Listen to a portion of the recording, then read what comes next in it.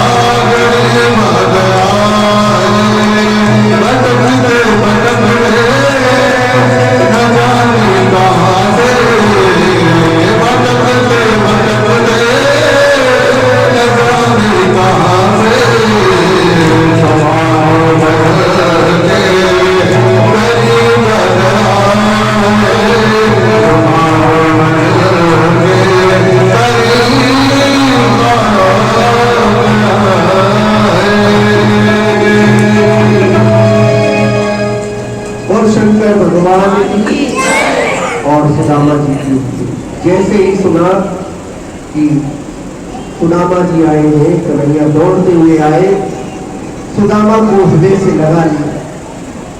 और जब तक रुक्मिणी जी पानी की परात को जल को लेकर आती, तब तक तो आंसुओं से कृष्ण ने सुदामा जी के चरणों को धो दिया।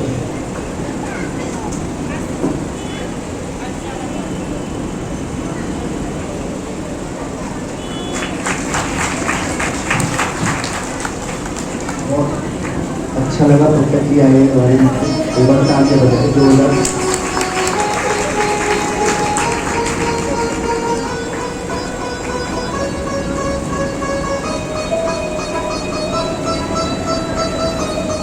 और बांके बिहारी लाल की, बांके बिहारी लाल की। और जब तक रुक्मिणी मैया पानी के पात्र को लेकर आती, तब तक तो कन्हैया ने अपने आंसुओं से सुदामा जी के चरणों को धो दिया। हे मित्र, तुम अब तक पहले क्यों नहीं आए मेरे पास? और बहुत कन्हैया ने आंसुओं से सुदामा जी के चरणों का प्रक्षालन। बचपन की बात याद करने, अरे सुदामा भैया, तुमने विवाह किया या नहीं किया? क्योंकि बचपन में तुम बड़े बाबा जी वाली बात करते थे, कहीं ऐसा तो नहीं बाबा जी बन गए? और सुदामा जी मुस्कुराते हुए कहने लगे, नहीं कन्हैया, मैंने तो विवाह कर लिया और ब्राह्मणी बड़ी संतोषी आई है, नाम है सुशीला। और कन्हैया से पूछने लगे, भैया तुमने विवाह किया नहीं किया? और कन्हैया शर्माने, भैया हमारी मत पूछो, कितने विवाह करें भैया, कितने विवाह करें? और जैसे ही कन्हैया ने कहा 16,108, सुदामा जी तो एकदम उछले गए, इतने 16,108 विवाह किए। खूब भैया फलो फूलो खूब आशीर्वाद दिया। और कन्हैया ने सुदामा जी को बहुत प्रेम किया।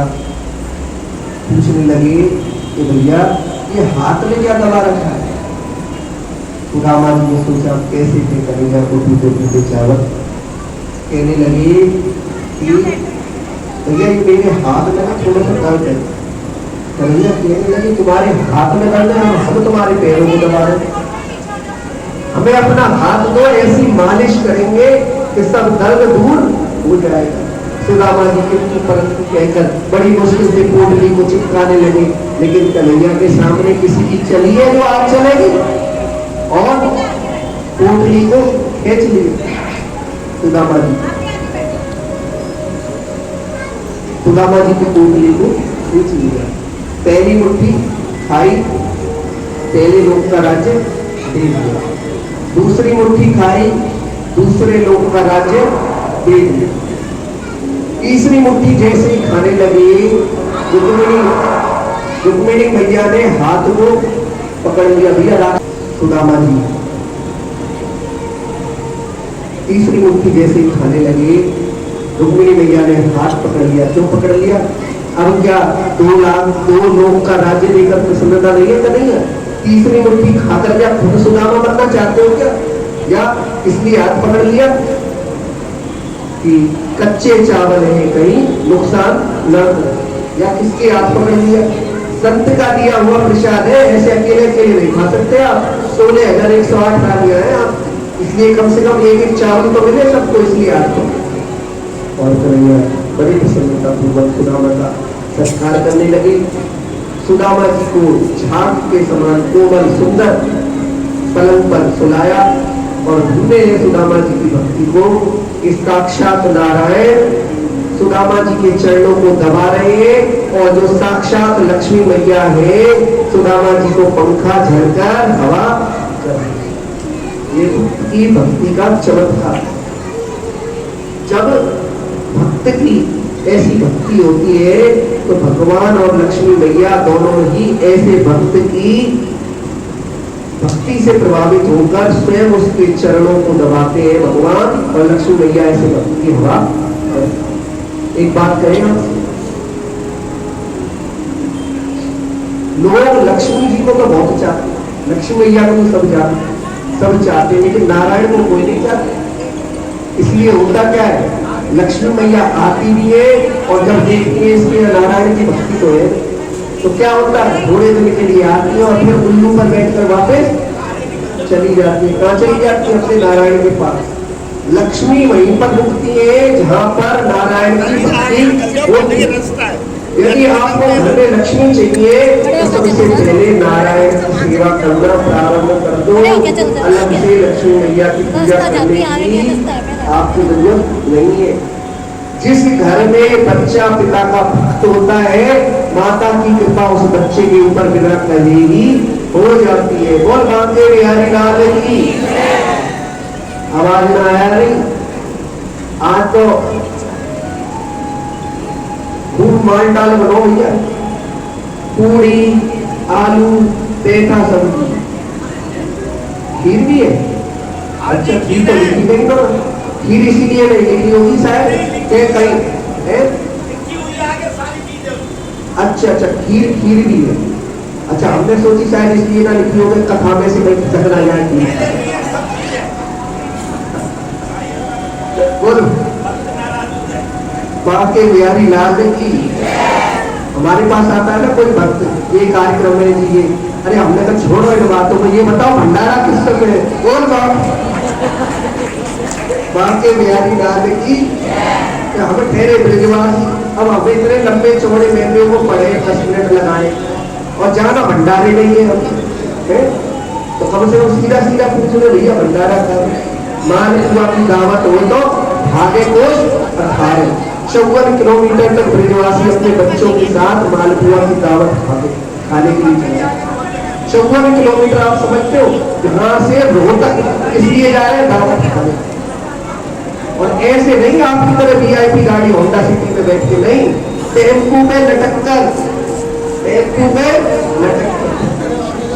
ये भगवान की कृपा होती है। सुदामा जी का चरित्र ऐसा है कि भगवान स्वयं सेवा कर दो, नहीं तो सुदामा जी रुके ना भगवान ने बोली। अगले दिन सुदामा जी चल पड़े वापस अपने घर की तरफ।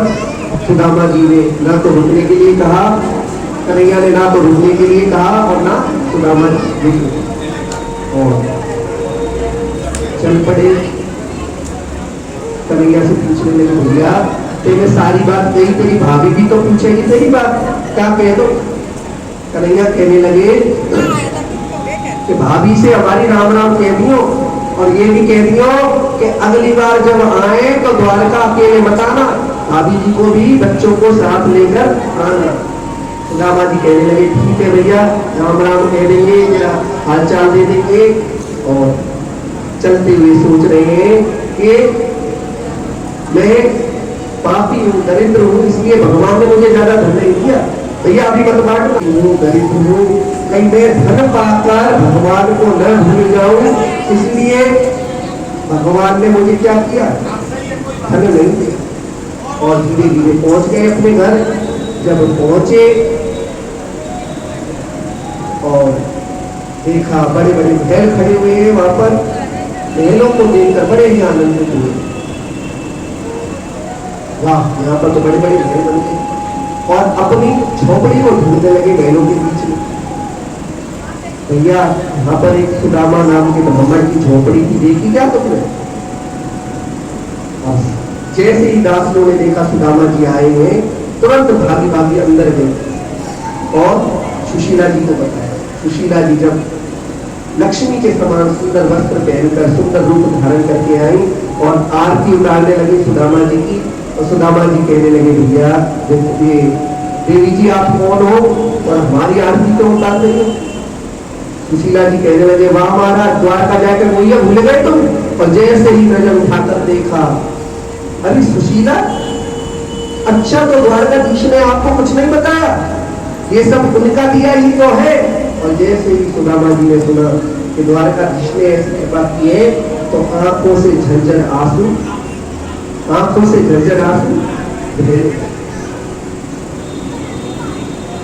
ये भगवान की कृपा हुई। दुनिया में कोई पिलपिला केला भी खिलाता है तो एहसान ध्यान देता है, आप हमारे घर आए थे, आपको हमने केला खिलाया था, वो कोई साधारण केला नहीं था, वो कश्मीर से आया था, चाहे आया हो नजफगढ़ के गेट नंबर 2 गौशाला के पास, कश्मीर से आया था वो केला, और आपके लिए ही बचा कर रखा था वो। ऐसे यहाँ पे तो मिलता भी नहीं, चाहे उसको खाकर बाद में 2 दिन तक बिस्तर पर पड़े रहे हो, लेकिन दुनिया के लोग अपनी छोटी सी चीज का भी बड़ा संचार करते हैं। लेकिन हमारे कन्हैया ऐसे हैं जो सब कुछ देकर भी क्या करते हैं, भगवान के कभी भी देकर भी कभी भी भक्त पर कोई ऐसा नहीं करता। ऐसे हमारे कन्हैया है। श्रीमद् भागवत कथा में जो भी अच्छी बातें हैं वो निसंदेह कन्हैया की टूटी फूटी गाड़ी से जो अपनी बात कही आप लोगों ने सुना, असीम स्नेह असीम प्रेम मिला आप लोगों का, उसके लिए आप लोग बधाई। थोड़ा बोल दो, बढ़ा दो। नाम संकीर्तन यस्य सर्व पाप विनाशनम प्रणामो दुख शमनस्तम नमामि हरिं परम। जिसके नाम का संकीर्तन सभी पापों को दूर करने वाला है, उस श्री हरि के चरणों में मैं बारंबार प्रणाम करता हूं। जिसके नाम का संकीर्तन संपूर्ण पापों को नष्ट करने वाला है, वह हरि, उस हरि के चरणों में मैं बार बार प्रणाम करता हूँ। श्रीमद् भागवत कथा में जो भी अच्छी बातें आपको लगी हो, उन्हें केवल सुनना ही नहीं है, बल्कि अपने जीवन में उतारना। बातों को सुनकर अपने जीवन में उतारना भी है। जो कमियां लगी होंगी वो निसंदेह हमारी है, हमारी कही गई अच्छी बातों रही जिंदगी नो मिलेंगे दोबारा, मिलेंगे आज तक का हमारा तुम्हारा, रही मिलेंगे दोबारा, रही जिंदगी तो मिलेंगे। आता हूँ बहनों, बहुत समय लग जाएगा।